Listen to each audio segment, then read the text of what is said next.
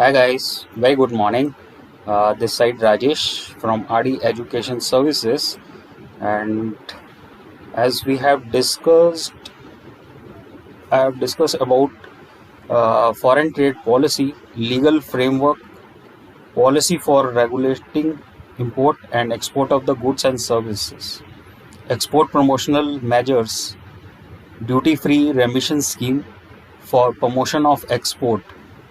In this last series, I am going to discuss about export promotion capital goods, which along with the EOU, EHTP, STP, Biotechnology Park, how it works, and last not the least, deemed export.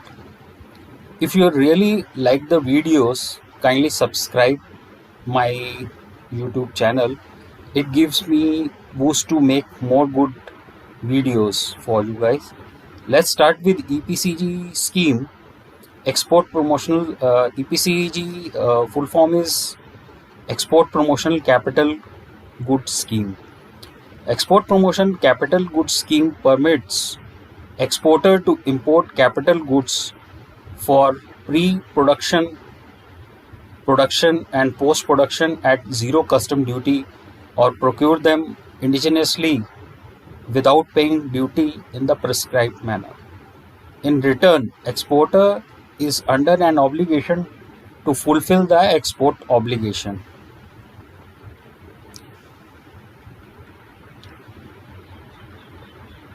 EPC permit to exporter capital goods imported under the EPCG authorization for physical exports are also exempt from IGST and compensation cess. In case integrated tax and compensation cess are paid in cash on import under the EPCG, incidence of the said integrated tax and compensation cess would not be taken for computation of net duty saved provided input tax credit is not availed. Import under EPCG scheme shall be subject to an export obligation equivalent to 6 times of the duties, taxes and cess saved on capital goods to be fulfilled in 6-year recon from the date of issuance of authorization. Authorization shall be valid for 18 months from the date of issuance of authorization. Import of the capital goods shall be subject to actual user condition till export obligation is completed. After the export obligation is completed, capital goods can be sold or transferred. Now let's discuss about eligibility under EPCG. Eligible exporter. Under EPCG scheme, exporter are eligible for manufacturer, exporter with or without supporting manufacturer, merchant exporter tied to supporting manufacturer, and service provider, which includes service provider designated as common service provider, subject to prescribed condition. Now let's discuss about eligibility for capital goods. Under EPCG scheme, eligibility includes capital goods, including capital goods in CKD or SKD condition, computer system and software which are part of the capital goods being imported, spares, mold, die, jigs, fixtures, tools and refractors.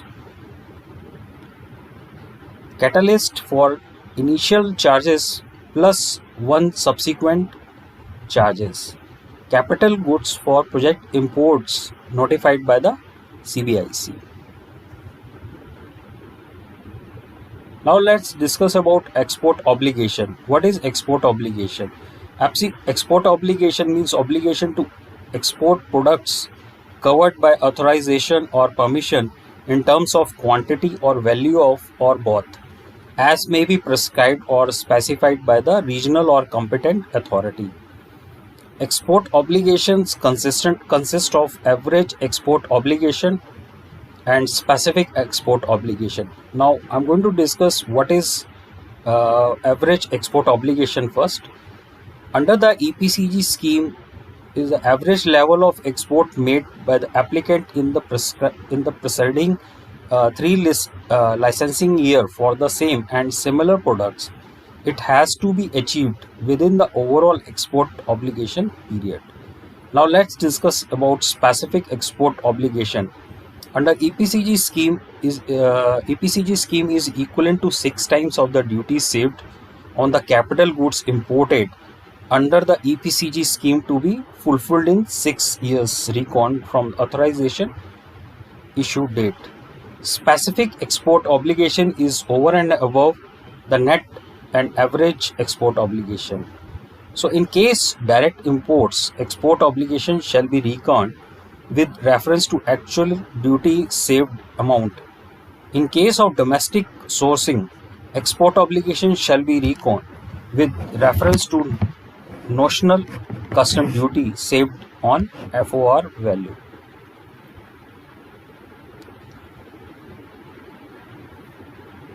Now let's discuss about conditions applicable to fulfillment of export obligation. The condition which shall be applied for the fulfillment of export obligation includes export obligation shall be fulfilled by the authorization holder through export of the goods which are manufactured by him or his supporting manufacturer or service rendered by him or from which the EPCG authorization has been granted. In case of indigenous sourcing of capital goods, specific export obligation shall be 25% less than export obligation mentioned above. That is, export obligation will be 4.5 times of the duty saved on such good procured.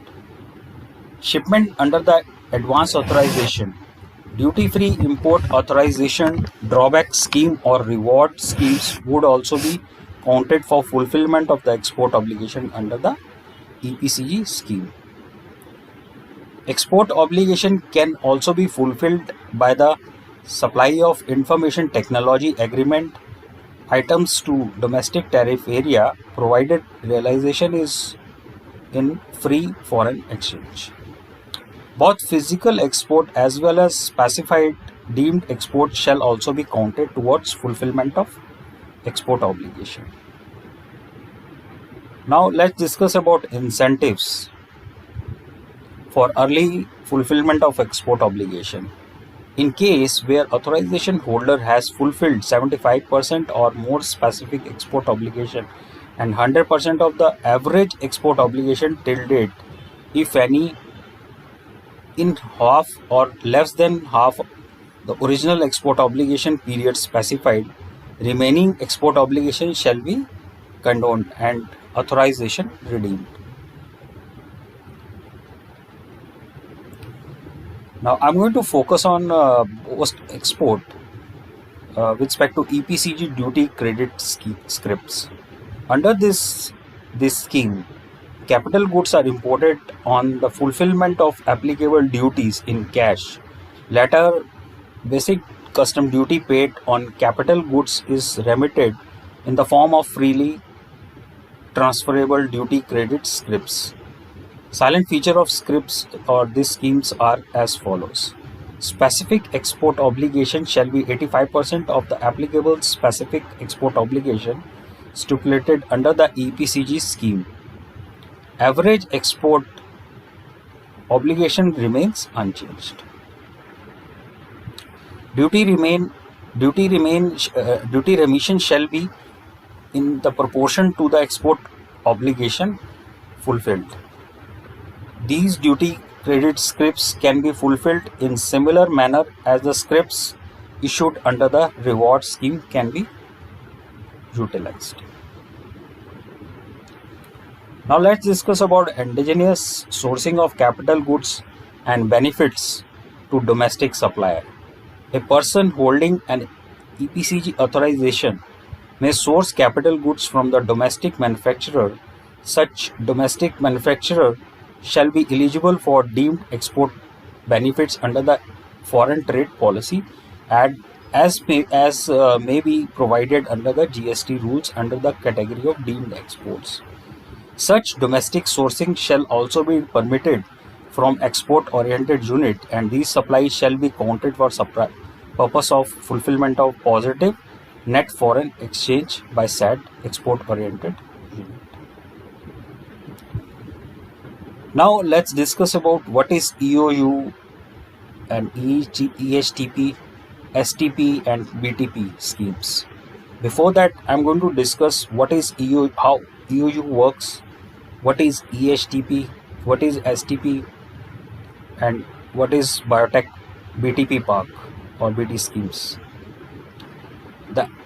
Let's start with EOU. The export-oriented unit scheme introduced in early 1981 is a complementary to the SEZ scheme. It adopts the same production regime but offer a wide option in locations with reference to factors like source of raw materials, port of exports, facilities, availability of technological skills, and existence of an industrial base and the need of a larger area of land for the project. As on 31st December 2005, 1924 units are in operation under the EOU scheme. What is the objective of EOU scheme? The main objective of EOU scheme is to increase the export earn foreign exchange to the country, transfer the latest technology, stimulus direct foreign investment to generate additional employment. Major sector in EOU includes your granite, textile, food processing, chemicals, computer software, coffee, pharmaceutical, gems and jewelry, engineering goods, electrical and electronic goods. Now I'm going to discuss about EHTP. What is EHTP? EHTP is nothing but it's electronic hardware technology parks. EHTP for encouraging export of the electronic hardware items, including hard disk drives, computers, televisions. Such park have been developed by the Ministry of the Communication and Information Technology. Software Technology Park. Software for the promotion of software export from the country. The STP of India was set up in 1991 as an autonomous society under the Department of Electronic and Information Technology. The services rendered by STPI for the software export community have been statutory services, data communication services, incubation facility, training and value-added services. STPI has played a key development role in the promotion of software export within a specific or special focus on SMEs and startup units. The STPE schemes has been extremely successful in fostering the growth of the software industry. The export made by the STP unit have grown mainly fold over the years. Now I'm going to discuss about biotechnology park schemes. What exactly it is? Biotechnology is a special form of industrial park that specializes in biotechnology. Biotechnology is a fast merging sector and is expected to play a key role in the new economy. Realizing the immense potential of biotechnology, India began its initiative in this sector in 1980. Now I'm going to discuss about EOU, AHTP and STP, BTP schemes available in India right now. Units under the EOU scheme, EHTP scheme, STP and BTP include your export their entire production of the goods and services except the permission sale in DTA, and can import inputs and capital goods without payment of custom duty. STP, HTP or BTP schemes are similar to EOU schemes, are provisions more or less identical. EOU scheme is administered by the Ministry of Commerce and Industry, while STP, EHTP, BTP schemes are administered by the respective administrative ministries. STP is set up for development of software export. Electronic Hardware Technology Park are for export of the electronic hardware and software. STP scheme is administered by the Ministry of Information Technology. Biotechnology Park is established on the recommendation of the Department of Biotechnology. Now let's discuss about eligibility criteria for EOU, ESTP, STPs, BTP schemes. Such units may be set up for manufacture of the goods including repair, remaking, reconditioning, re-engineering, rendering of services, development of the software agriculture as well. Now trading units are not covered under this scheme. Only projects having a minimum investment of 1 CR in plant and machinery shall be considered for establishment as EOU.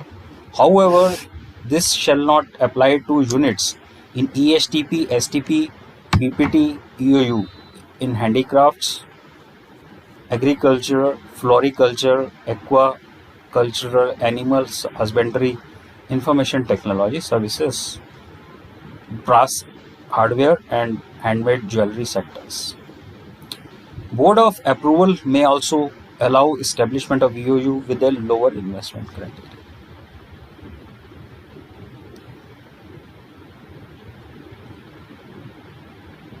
Now I am going to discuss a new term, that is net foreign earnings. What exactly it is? Now let's discuss about net foreign earning. Net foreign exchange earning means the total foreign exchange proceeds from the export of registered products or services minus total foreign exchange expense incurred on the production of the registered product or the rendering of export services and the depreciation of the imported capital equipment. Now let's discuss about relevance of net foreign earnings. EOU, ESTP, STP, BTP units must be positive net foreign exchange earner. However, a higher value addition is specified for some sectors. How to compute NFE earnings? NFE earnings shall be calculated NFE earnings shall be calculated cumulatively in the block of 5 years starting from the commencement of production. In case unit is not able to achieve NFE due to provision, restriction imposed on export of any product, 5-year block period may be extended suitably by board of approval. Adverse market condition or any ground of genuine hardship having adverse impact on the functioning of the unit, 5-year block is extendable up to 1 year. Now I'm going to explain how to calculate NFE. Basically, what is the formula? Net foreign exchange is equal to A minus B divided by A into 100.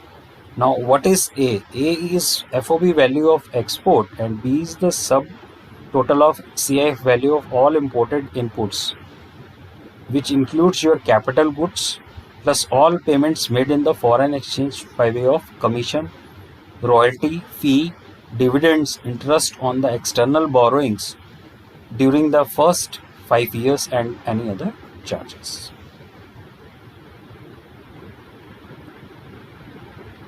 EOU, ESTP, STP and BPT is administered.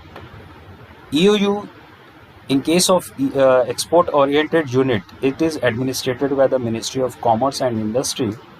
In case of Electronic Hardware Technology Park, Ministry of Information takes care of the area. In case of Software Technology Park, Ministry of Information Technology.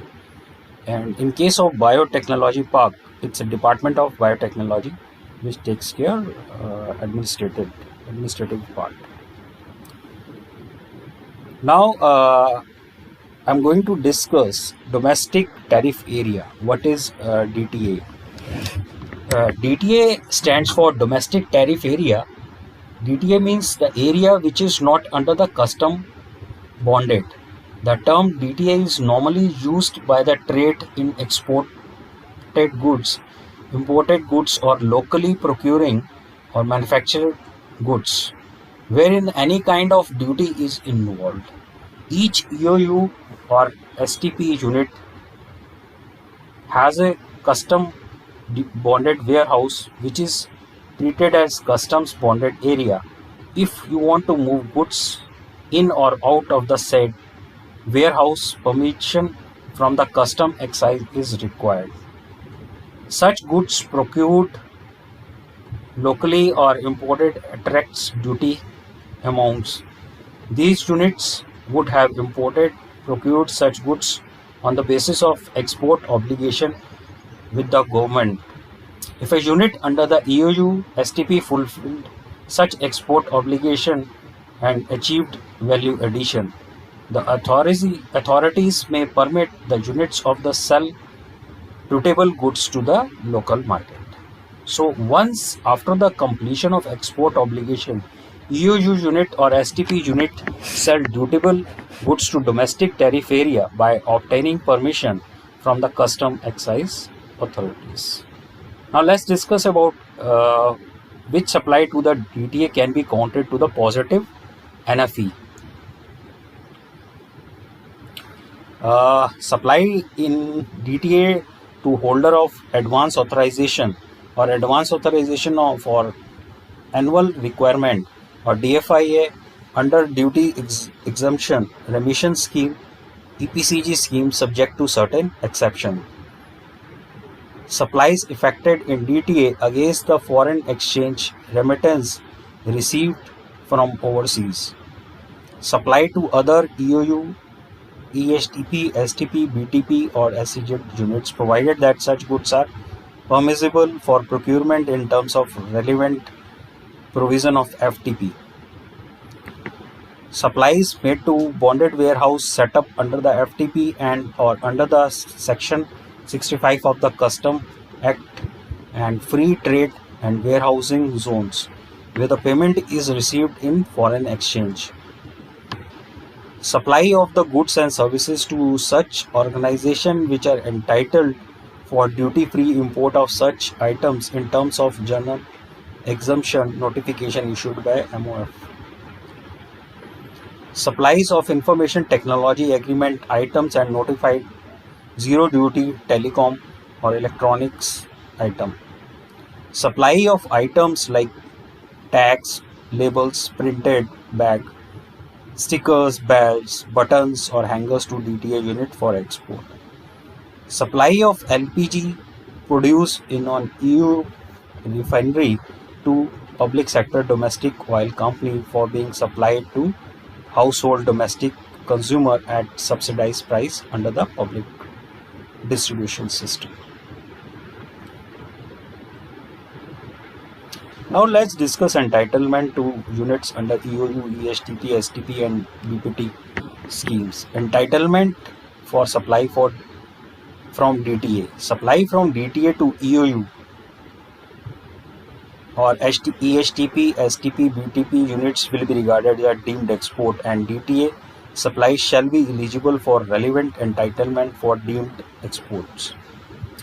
Beside discharge of export obligation, if any of the supplier, the refund of the GST paid on such supply would be available to the supplier subject to specified condition and documentation under the GST law. In addition, EOU, ESTP, STP, BTP units shall be entitled to the following: imported goods are exempt from basic custom duty. Further, IGST, GST compensation cess is exempt. Input tax credit of GST paid on the input and capital goods. Other entitlements: units will be allowed to retain 100% of its export earning in EEFC account. Unit will not be required to furnish bank guarantee at the time of import or going for job work in DTA, subject to fulfillment of required conditions. 100% FDI investment permitted through automatic route supplied similar to SEZ units. Thanks for listening me. If you really like the video, kindly subscribe my channel, and thank you so much.